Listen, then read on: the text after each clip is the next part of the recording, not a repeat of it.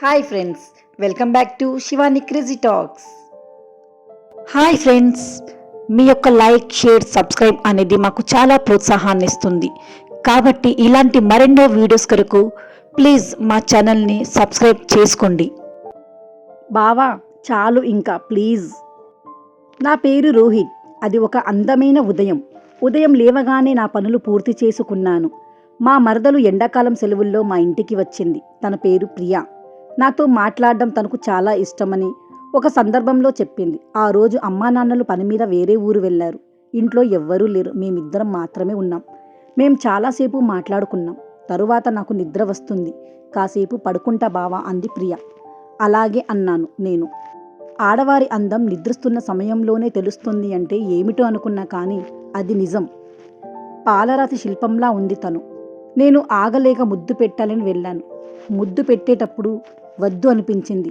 వెనక్కి వస్తుండగా ప్రియ నా చేయి పట్టుకొని, ఏం బావా, నన్ను ముద్దు పెట్టుకోవడం నీకు ఇష్టం లేదా అంది.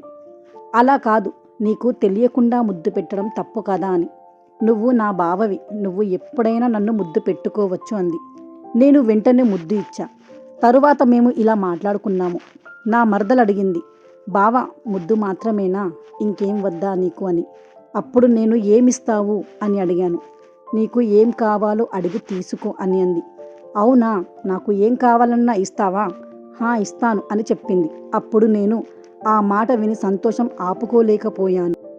సరే అని, నీకు అలా ఉండడం ఇష్టమా అని అడిగాను. తను, బావా నీకు ఇష్టమైతే నాకు ఇష్టమే అని చెప్పింది. సరే అని ఇద్దరు కొట్టారు ఎవరో. అప్పుడు రోహిత్ లేచి, ఎవరో వచ్చినట్టున్నారు, డోర్ కొట్టారు. మరి ఇప్పుడు ఎలా? ఎవరై ఉంటారో ఏమో. అమ్మా నాన్న అయితే బయటికి వెళ్ళారు, సాయంత్రం దాకా రారు. ఇప్పుడు ఎవరు వచ్చారో? సరే నువ్వు వెళ్ళి ఫ్రెష్ అప్ అయ్యిరా, నేను వెళ్ళి డోర్ తీస్తాను. ఎవరు వచ్చారో చూస్తాను, నువ్వు వెళ్ళు అని డోర్ తీసేసరికి రోహిత్ వాళ్ళ అమ్మా నాన్న వచ్చారు. ఏమైందమ్మా ఇంత తొందరగా వచ్చారు? సాయంత్రం వరకు వస్తాము అని చెప్పారు కదా అని అడిగాడు వాళ్ళ అమ్మ నాన్నతో. అవును, కానీ మేము వెళ్ళిన పని కాలేదు, అందుకే తొందరగా రావాల్సి వచ్చింది అని అంది వాళ్ళ అమ్మ. సరే భోజనం చేద్దాం రండి, చాలా లేట్ అయ్యింది. ప్రియ ఏం చేస్తుంది అని అంది అమ్మ. అప్పుడు బాత్రూంలో వాటర్ సౌండ్ విని, తను స్నానం చేస్తుంది అమ్మా అని అన్నాను. ఇంకా చేయలేదా అని అడిగింది.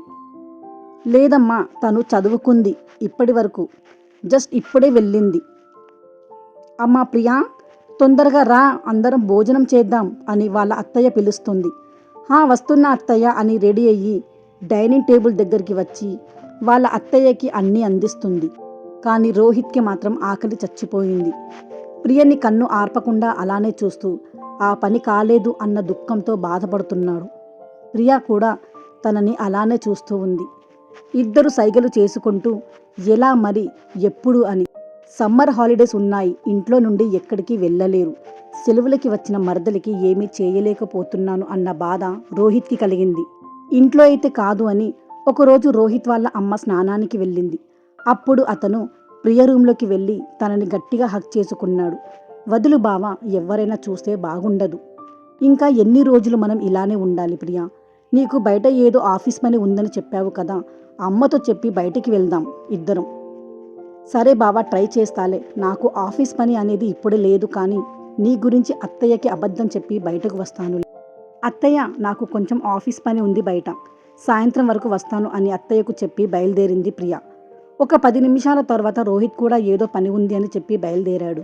వీధి చివరిలో ప్రియ తన బావ కోసం వెయిట్ చేస్తూ ఉంది. రోహిత్ అక్కడ వెళ్ళి తనను పిక్ చేసుకొని ఇద్దరు కలిసి బైక్ మీద వెళ్తూ, బావ ఎక్కడికి వెళ్దాము అని అడిగింది ప్రియ.